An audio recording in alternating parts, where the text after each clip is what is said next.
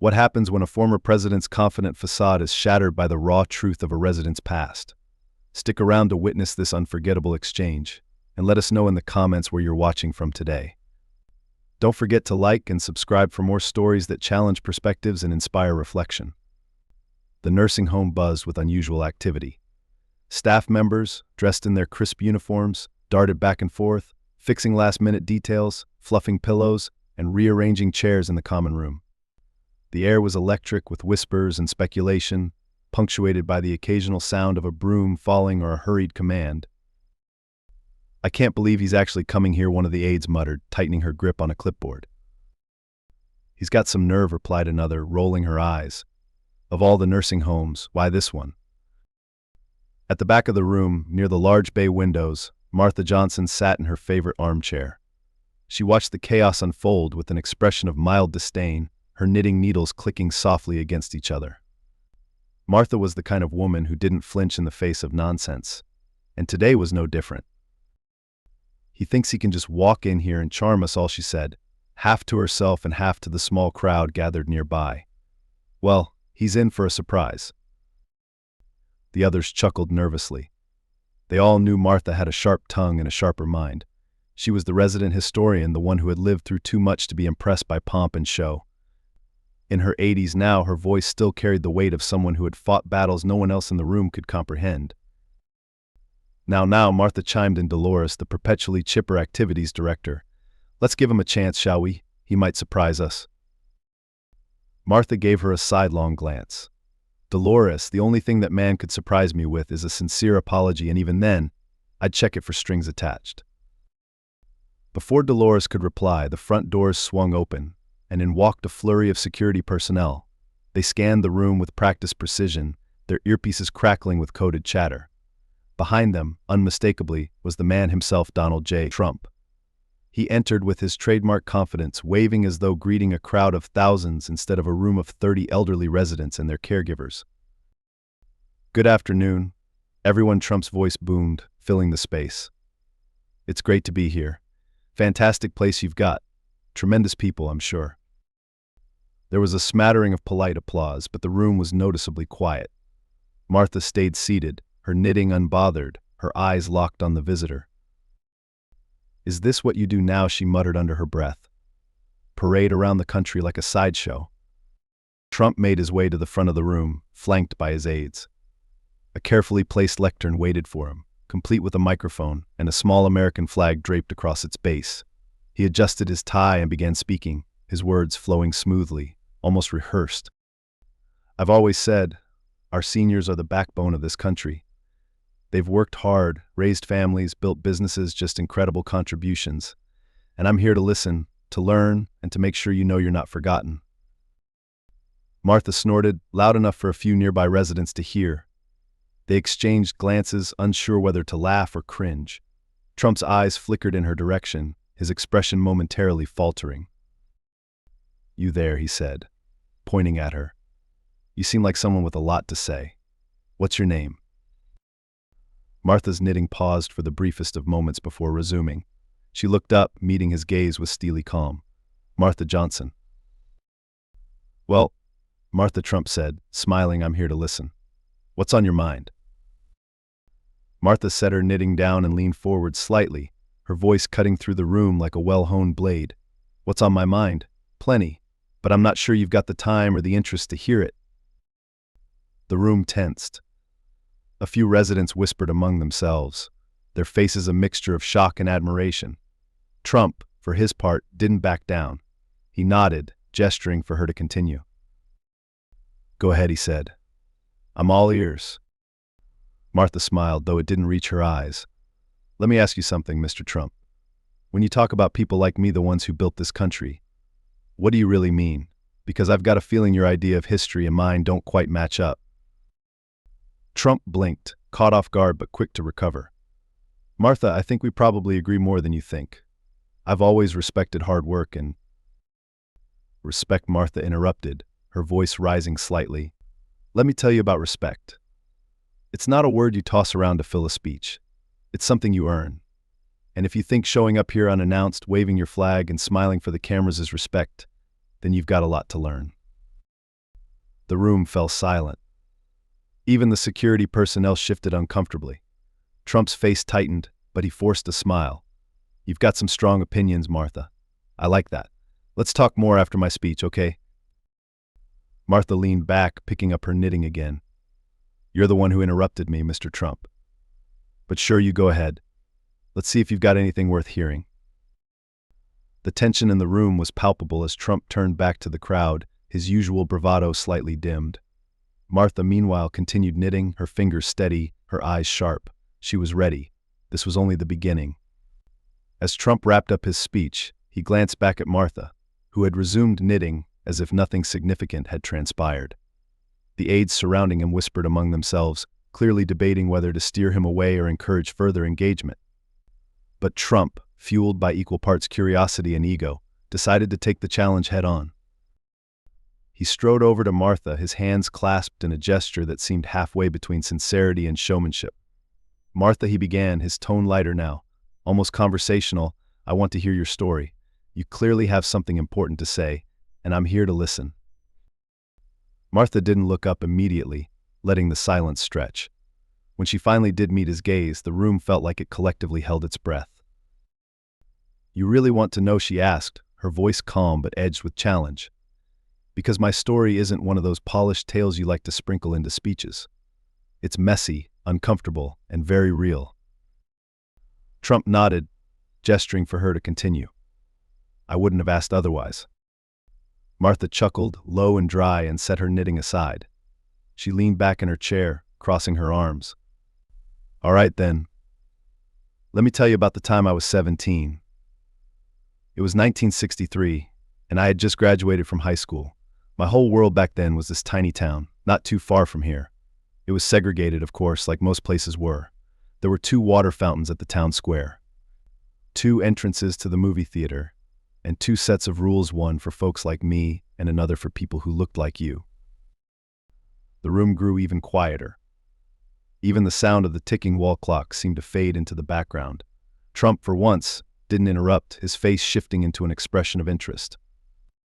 "One night," Martha continued, her voice growing more resolute, "my father, James, came home late. He was a janitor at the courthouse. That day he'd been cleaning up after a meeting. And he overheard something he wasn't supposed to: plans to suppress voter registration efforts in our county. He came home worried, scared even. He told us, if people can't vote, nothing will ever change, so he decided to speak up." Trump frowned slightly, leaning closer. "What happened?" Martha's eyes hardened, her voice dropping. "They made an example of him. A week later, some men came to our house in the middle of the night. They dragged my father out, right in front of me and my little brother, beat him within an inch of his life, left him there broken as a warning to anyone else who dared to stand up." Several gasps echoed across the room. Martha paused, taking a steadying breath. The weight of her words pressed down on everyone, heavy and unrelenting. "And you know what the sheriff told us when we tried to report it," she continued. "You people need to know your place," that's what he said. "My father never fully recovered. He passed away 2 years later, and my mother had to take on 3 jobs just to keep us afloat. That's my story, Mr. Trump. That's the kind of hard work you claim to respect. That's what I lived." Trump shifted on his feet, clearly uncomfortable but not backing away. "Martha, I can't imagine what you went through. But that was a long time ago. Things have changed." Martha tilted her head, her lips curling into a faint, bitter smile. "Changed? For who? I look around and I still see people fighting to have their voices heard. I see systemic barriers dressed up in new clothes but serving the same purpose. Tell me, Mr. Trump, do you really think the past just disappears because time has passed? Because I don't." The silence in the room was deafening. Trump cleared his throat, his voice more subdued than before. "That's not what I meant. I believe in progress. That's why I'm here, to talk about making things better." Martha raised an eyebrow, her expression skeptical but thoughtful. "Words are easy, Mr. Trump. But real change? That's hard. It takes more than speeches and photo ops. It takes listening to the people who've been through the fire, the ones still living in the ashes." Trump nodded slowly, his usual bluster tempered. "You're right. Words are easy. But I want to do more than just talk. Tell me, Martha, what do you think I should do? The question hung in the air, unexpected and almost vulnerable. Martha studied him, her sharp eyes narrowing slightly, as if trying to discern the sincerity behind his words. What should you do? She echoed, leaning forward. Start by admitting that you don't have all the answers. Surround yourself with people who've lived experiences you can't even imagine. And most importantly, stop thinking you're the hero in every story. Sometimes the best thing you can do is step aside and let others lead. Trump opened his mouth as if to respond but paused, visibly grappling with her words. The room felt like it had shifted somehow, the dynamic between them evolving into something raw, more authentic. Martha picked up her knitting again, her hands steady.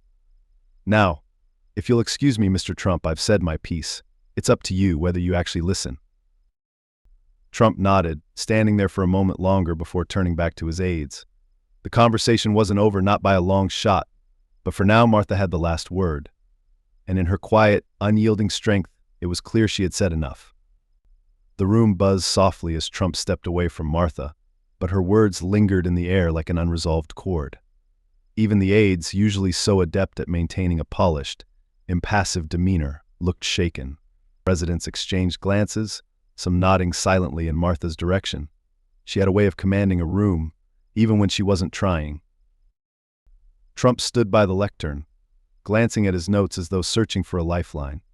Finally, he straightened, clasping his hands behind his back. Martha, he said, turning toward her again, you've clearly been through a lot. And you're right, I don't know what it's like to walk in your shoes. But I'm curious about something. You said your father fought for people to vote. Did he ever succeed?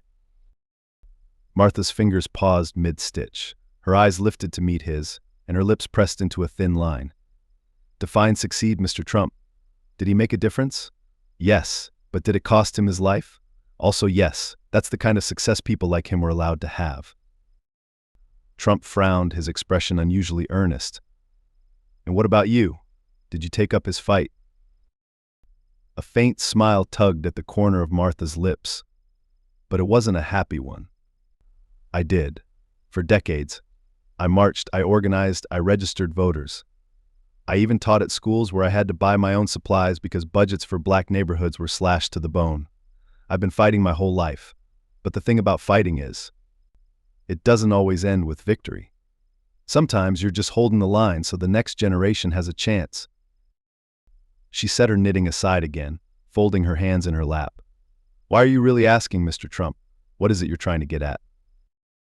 Trump hesitated, his normally quick responses momentarily faltering. He glanced at the crowd, then back at Martha, as though weighing his next words carefully. Because I think there's more to your story. I think there's something you're not telling us. The room stilled. All eyes turned to Martha, whose gaze sharpened like a blade. For the first time, a flicker of hesitation crossed her face. And why would you think that, she asked, her voice steady but quieter now. Trump stepped closer, his voice softening. Because you have this fire, this strength that doesn't come from nowhere. You've been fighting battles not just for yourself, but for others. And I have a feeling one of those battles connects to me. Am I wrong? Martha didn't answer immediately. Her eyes drifted to the window, where the sunlight filtered through the curtains in soft beams. When she finally spoke, her voice carried a weight that made the room hold its breath again. There is something, she admitted. Something I haven't told anyone here. But I wasn't sure it mattered until now. She leaned forward, clasping her hands tightly together as though bracing herself. My father's death wasn't the end of our story. After he passed, my brother and I tried to carry on his work. We fought like hell to get more black voters registered in our county. And one day we came across a young man who was new to town. He wasn't like the others, he had connections, money, and influence. We thought maybe, just maybe, he could help us. Martha paused, her eyes boring into Trump. That man was your father. The room erupted in whispers, gasps, and the rustling of chairs as residents shifted uneasily. Trump froze, his expression a mixture of surprise and confusion. My father, he echoed, almost disbelieving. Yes, Martha said firmly. Fred Trump. He had come to town for a real estate project. We thought we could convince him to help fund our efforts, maybe even use his connections to get the local government to back off. But when we approached him, she trailed off, her jaw tightening. He laughed in our faces, called us troublemakers, told us we'd never amount to anything, and then, just like that, he was gone. Trump's face hardened, but he said nothing. Martha's voice grew stronger, fueled by decades of pent-up emotion. He wasn't the only one, you know. There were plenty like him, men with power who could have made a difference but chose not to. But I never forgot his name, and when I saw you on TV all those years later, I thought, there it is, the same arrogance, the same disregard for people like me, and now here you are asking me about my story as if you've never heard one like it before. The silence was suffocating.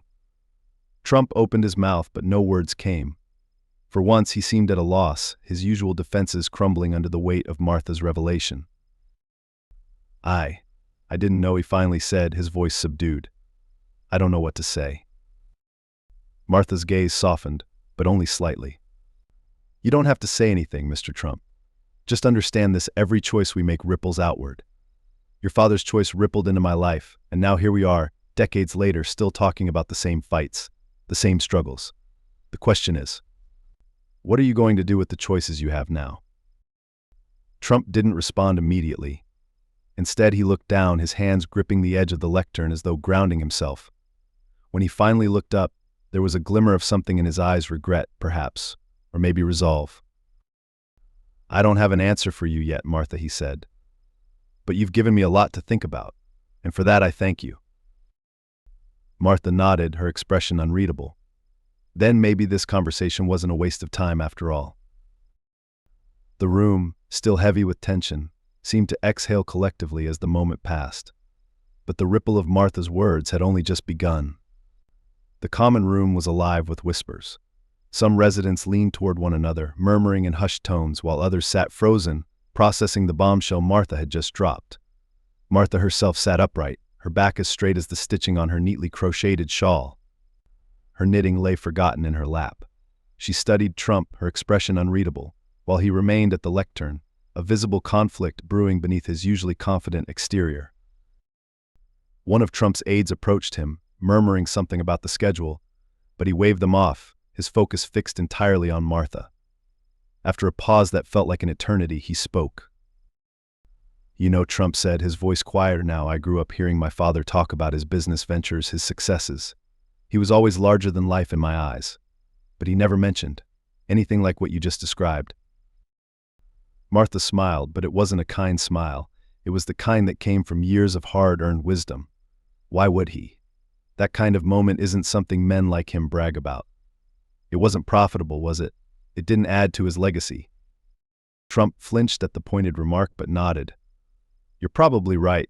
My father wasn't a perfect man, far from it. And I won't sit here and try to defend his actions.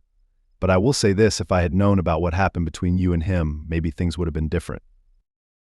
Martha leaned forward slightly, her sharp eyes narrowing. Would they, though? Because from where I'm sitting, it looks like you followed more of his example than you might want to admit.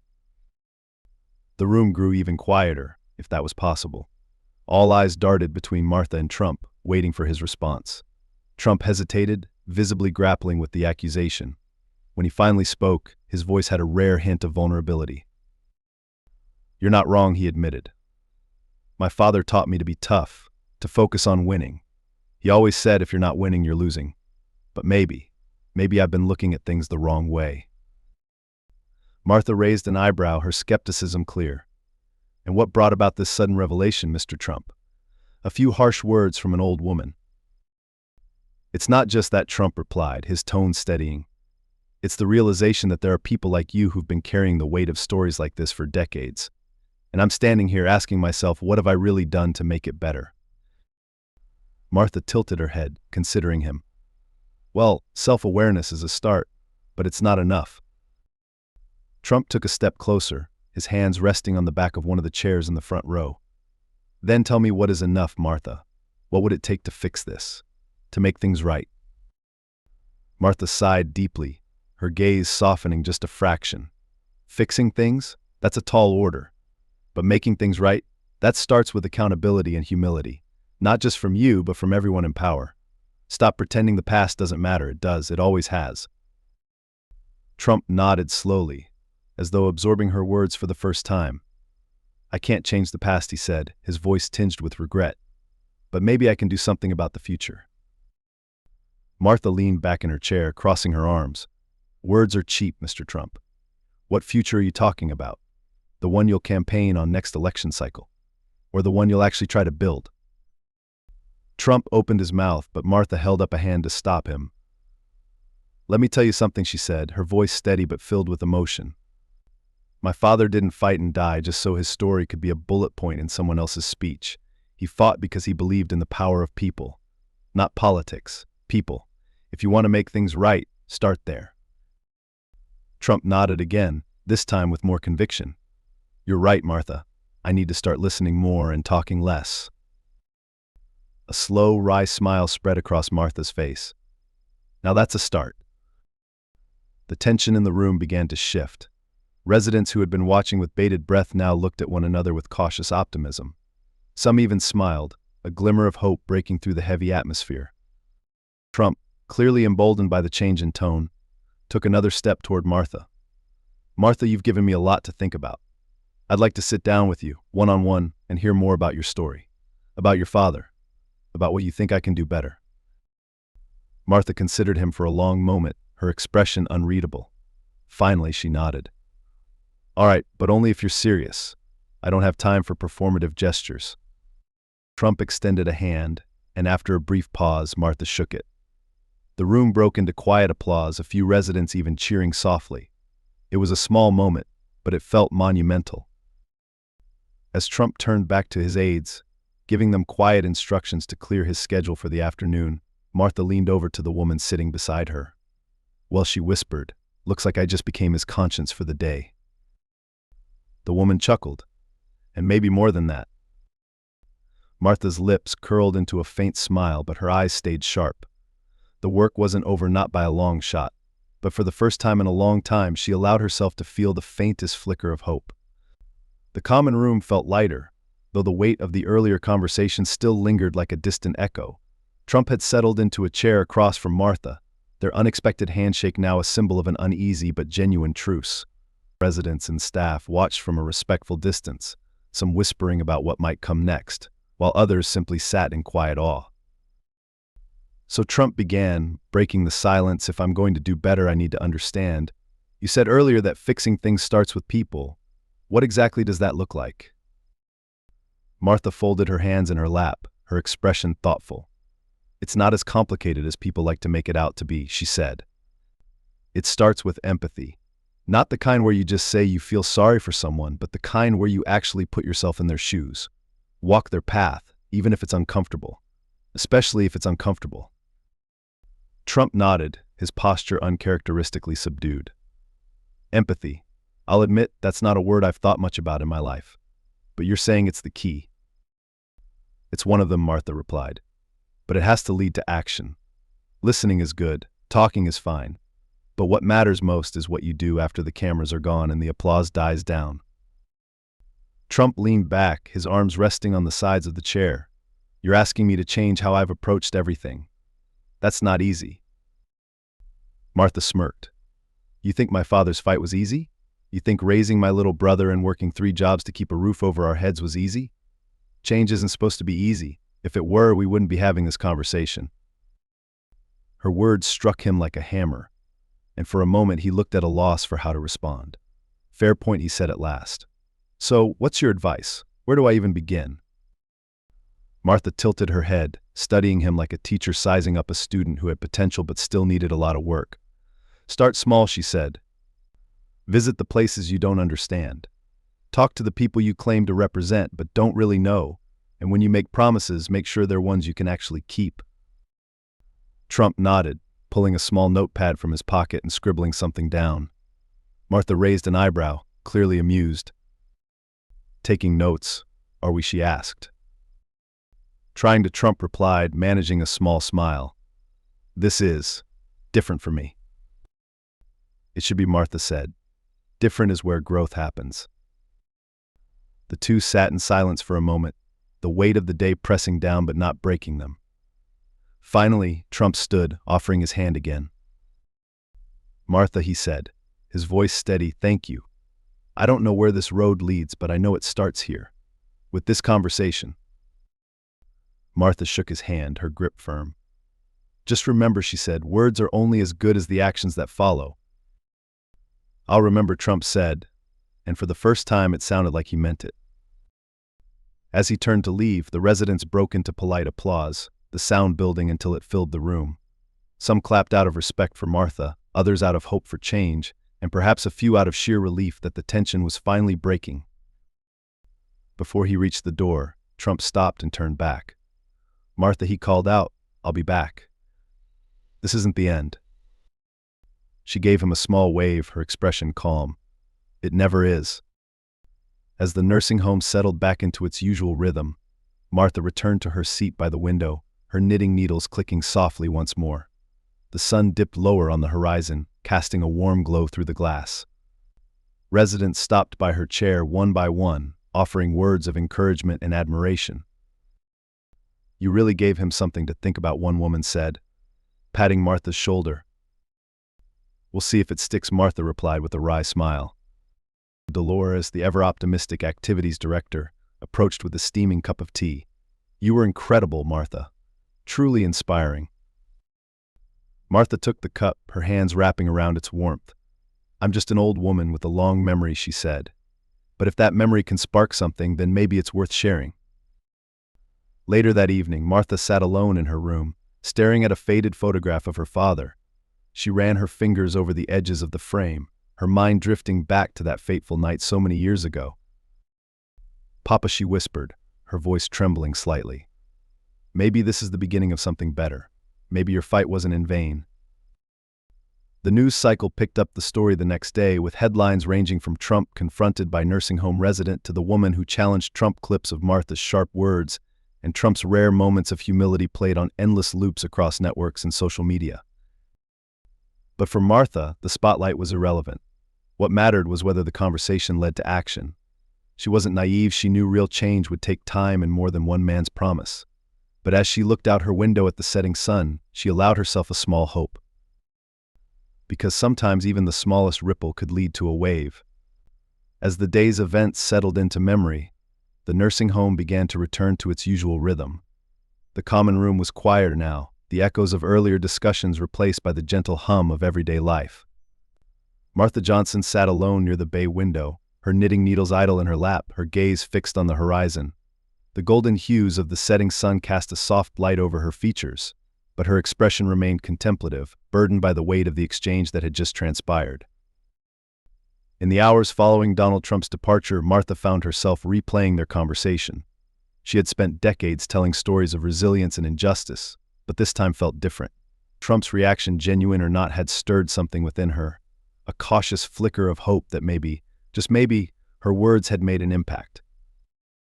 Across the nursing home, whispers of the encounter continued. Residents marveled at Martha's courage and her ability to stand her ground against one of the world's most polarizing figures. Staff members shared glances of pride, grateful to have witnessed a moment of such emotional gravity. Even those who had initially doubted the sincerity of Trump's visit now found themselves rethinking their assumptions. Later that evening, Martha retreated to her modest room. On her bedside table sat a single framed photograph of her father, James Johnson. The image, faded with time, showed a younger James with a proud smile, holding a sign that read, "Let us vote." Martha picked up the frame and held it close, her thumb tracing the outline of his face. "Papa," she whispered, her voice barely audible. "I hope you're watching. I hope you know that your fight wasn't in vain." Tears welled in her eyes, but they weren't born of sadness alone. They carried the weight of years of battles fought, losses endured, and victories, however small, claimed along the way. She let the tears fall, unashamed, knowing they were a testament to a life spent standing firm in the face of adversity. In the days that followed, news outlets seized on the story, highlighting the unexpected connection between Trump and Martha. Clips of their exchange went viral, sparking debates across social media and in the public sphere. Some praised Trump's humility and willingness to listen, others remained skeptical, questioning his motives. Yet nearly all agreed that Martha's courage and eloquence had stolen the spotlight. For Martha, the noise of public discourse mattered little. Her focus remained on the people closest to her, the residents of the nursing home, the staff who cared for them, and the small community that had supported her throughout her life. In quiet moments, she shared her story with those who asked, always emphasizing the lessons she had learned that resilience was a choice, that history mattered, and that progress required not just words, but action. The visit might have ended, but its effects lingered. For Trump, the encounter seemed to mark a turning point, a moment of reflection and perhaps genuine growth.